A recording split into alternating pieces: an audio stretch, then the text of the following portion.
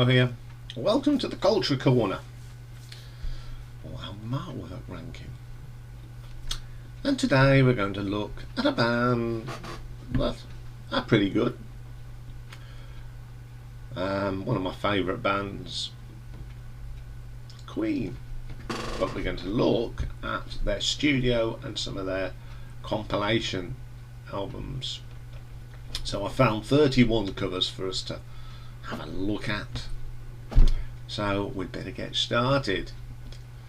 So coming in at number one, try number 31 again. From 1989, The Miracle. Oh, it's too freaky for me. Bit like, I don't like covers when you get all the band's faces put together. It's a little bit better than Metallica's, but not much, is it? It just freaks me out. I do like, the only thing I do like here, I think Roger Taylor's eyes sort of, a very, you know, the way they've got John's and Freddie's. Oh, I do like that. Now, the eye bit is pretty good. I'm just doing that because I'm looking at it. That looks pretty cool, but it's the rest with all their hair in. Yeah, don't like that one much at all. So coming in at number 30, then we get to 1982. And if I was ever to rank Queen, don't think I will unless someone asks me. Is Hot Space. Hate the record, hate the cover. It's horrible. Ugh. The only picture that looks pretty good is Freddie's. Roger's looks just green and pink, just doesn't go. And I suppose Brian's not too bad, but the other two are just naff. Okay, coming in at number 29, we have a album released in 1992 called the 12-inch Collection. I like the Queen logo, always have, but this is the first of many where they've just used this logo, put a different colour and put a different title, and I just find it pretty lacklustre and not very imagination. They could have put anything else, but oh no, let's put this out, make a few quid, oh we'll use the standard pick and just put a different name at the bottom. Yes. We're coming in at number 28. Go to 2020 and an import from Japan, greatest hits in Japan. Now what I love about the Japanese, I mean this album was selected by Japanese fans. I know you have to put something in Japanese, but they've got this habit, as you can see on this, of putting it and covering the cover. Unbelievable. It's a pretty funky cover as well, but it's just ruined by the Japanese writing, sorry. Okay, coming at number 27, we go to the 1984 album The Works. Yeah, it's a sort of cool picture, but I do not. John Deacon's perm was just a nightmare. I mean, it was even worse, wasn't it? It was really boing at one stage. It's a bit more tame there, but I should have put it on when he had it really, like on the video. I mean, his hair was like the guy from the Hair Bear Bunch, wasn't it? Yes. Coming at number 26 then, another compilation from 1992 called Classic Queen, and again it's that same thing, different colour, put it different somewhere. I mean, I love the Queen logo, it's fantastic, but again not very inspiring, is it? Oh, we can't be bothered to do a cover. Use the logo and just put the word on it. People will buy it. So I don't buy compilation albums by Queen unless it's got tracks on that and nowhere else. Okay, coming in at number 25, we go to 1980 and The Game. Yes, the leather thing. This is when you sort of got suspected of Freddie's sexuality. It doesn't matter, I don't care about that. He was a great performer, and it's a pretty cool album as well. Number 24, we go to 1986, Kind of Magic tour. I never liked this album cover. The inflatables were good, but the cover is just horrendous. It doesn't say rock and roll, does it, at all? Let's go on to number 23, shall we? So coming in at number 23, we get a 1978 Jazz. Oh, that, looking at that cover, it makes your eyes go funny. Oh, I do like the bicycles at the bottom though. I think that's pretty cool. Okay, number 22. Go to another compilation album again. They churn them out. This one was called The A to Z of Queen Volume 1. Came out in 2007. Bit of a take on the logo. At least it's a bit different, I suppose. You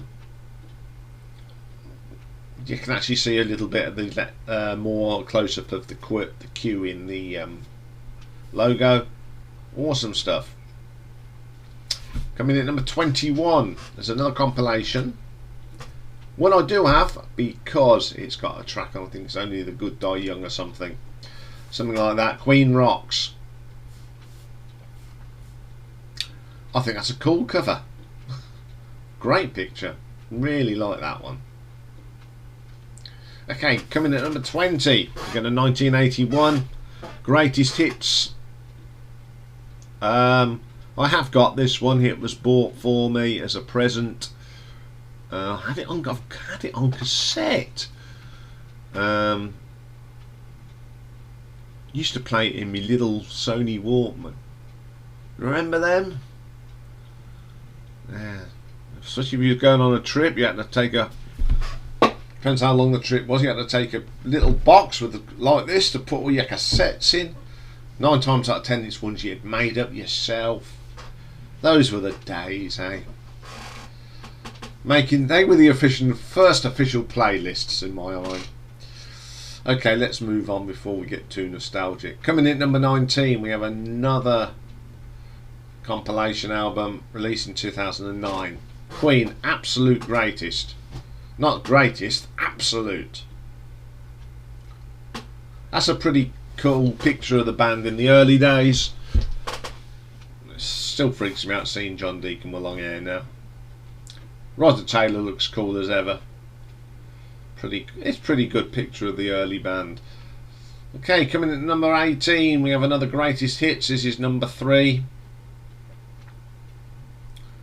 That's sort of using from another cover and putting a picture of Freddie on it. Not very imagination.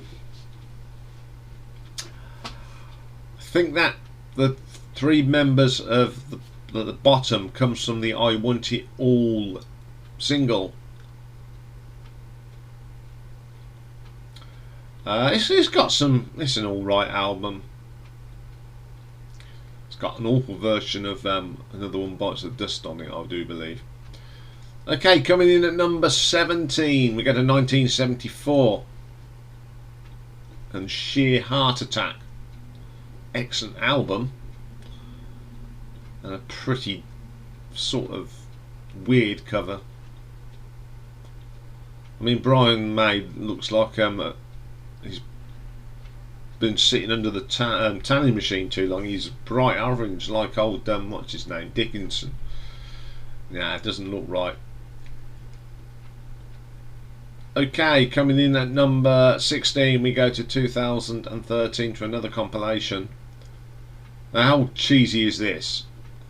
Let's take the cover of Absolute and just do a close-up of the band. Oh dear, things people do. It has actually got some pretty good tracks on that, as you can see. Okay, coming in at number 15, we go to 1973 and the debut album, Queen. Pretty cool cover, I like that one. Very iconic cover. Okay, coming in at number 14, This is a first of a set of albums that came out in 2011, Deep Cuts. This is Deep Cuts 3. Great picture, taken from the one of the Highlander videos. I'm just thinking which one it is. Princes of the Universe, that's it. Because Christopher Lambert comes out, starts his thing, and great movie, The Highlander. Pretty, the rest were pretty naff. Okay, coming number 13, we have another Deep Cuts. This is Deep Cuts 1. An early picture of them. Pretty cool. Freddie doing what's best. And the Cool Collective pose of John Deacon on the bass. Awesome picture. Coming at number 12 then, we get a 1974 again, and Queen 2. Probably the most iconic picture of Queen. They used it in Bohemian Rhapsody video, but I love that picture of Queen. Always have. Okay, coming in at number 11, we've got the final Deep Cut album here. This is Deep Cuts 2. Another from a show. Roger Taylor doing a star. I don't know if he's jumping up and down like a Wally, but it's pretty cool. Okay, top 10 then. Coming in at number 10 then, we go to 1977's News of the World. Bit of a cool cover. Number 9, 1980s soundtrack, Flash Gordon. Great movie. Bit of a cult movie. I love it though. The music in it is fantastic. Okay, coming in at number 8, another compilation. This one was called Stone Cold Classics in 2006. And it's basically the Queen 2 cover, but they've done it the other way round. They've cleverly put them, and I think that's pretty, it's different, but it's I like the picture anyway, and I like how they did it. Okay, coming in at number 7, we go to 1975 to the classic album A Night at the Opera. Pretty cool. I like the emblem. I don't like the white background, and I don't think it looks good on black, on white, sorry. But coming in at number 6 is 1976, Day of the Races, and I like that one better. I think it looks a lot better on black. Pretty cool cover. Okay, coming in at number 5, we have the soundtrack to the film Bohemian Rhapsody. I always thought that was a cool cover. Taken from Wembley. I just love what they've done to that. It is fantastic. Okay, coming in at number 4, we have the Greatest Hits 2 from 1991. Now, okay, it's that iconic logo, but this is, I love this version. It's the best version of that logo. Pretty cool. Okay, coming in at number 3, we go to 1995, Made in Heaven. That's a lovely picture. That's the statue of Freddie in Montreux. Absolutely stunning picture. Love to go and see that statue. Okay then, coming in at number 2, this is another compilation album, come out in 2014. It's called Queen Forever, but that is a fantastic picture of the band. Sort of gets them in different, you got Freddie with his short hair, Roger Taylor with the longer hair. It's just pictures of the Queen from all through the band in different stages of the career. I think that's pretty cool, and I do like that picture. So my number 1 Queen album cover. Now this is quite ironic. It's Innuendo from 1991. Now I remember seeing the original picture, which is by Granville from his collection of 1884, an Ultramonde, and it was a sketch done in black and white, and it's a picture that I've always liked. And then when Queen did this, I thought it was just brilliant, and it sort of made it even better picture, and that's why it's my number one Queen cover, because I love the picture anyway, and then whoever put some colour on it, it's made it an even better picture. Fantastic stuff.